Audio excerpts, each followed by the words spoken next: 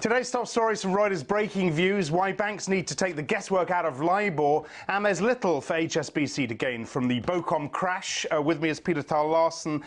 Let's start with Libor. It's been much discussed and debated, this. And you're saying it's the approach to the way Libor is calculated that's at the root of this, and that needs to change.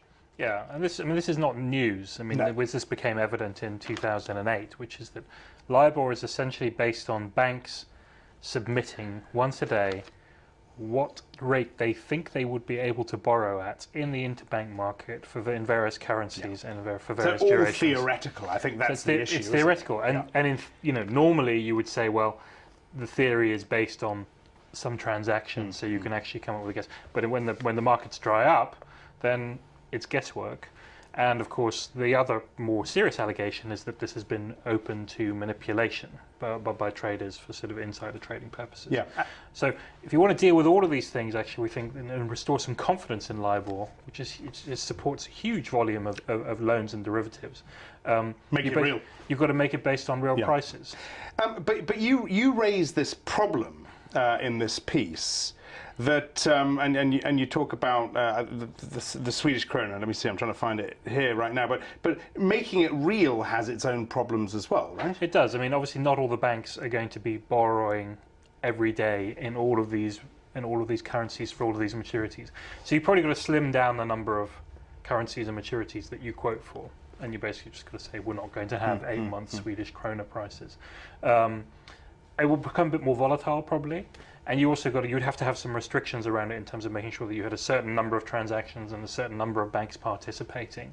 So there are kind of adjustments that would need to take place. But at least you could then say, this is actually a rate that's based on the real transactions that are going on in the market. And of course, all this is quite close to home, isn't it? Because this happens in Thomson Reuters. So would Thomson Reuters have a say in the changing of this process?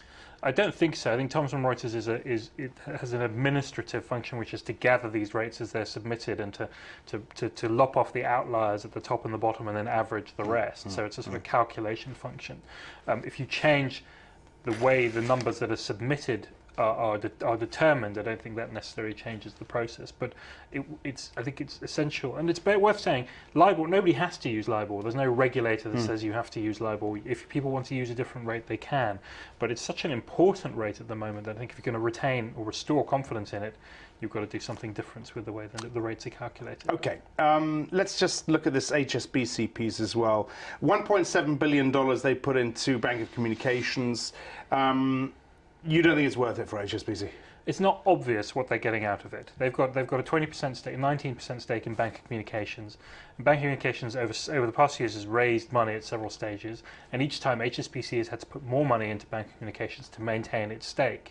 Now, you sort of say, well, that's fine, they've got a stake in a Chinese bank that's growing, but it's not really obvious what they're getting out of that. They don't control Bank of Communications. The Chinese rules say they can't increase their stake above 20%. So it's a passive shareholding at the moment. But on the other hand, if they were to say, we want our money out, we're going to sell our stake, they might undermine their position in China. And it's possible. There are two possibilities, really, two arguments that HSBC can make. One is, in the long term, they think they might be allowed to control Bank of Communications, so it's worth staying there for the time being. We don't really know about that.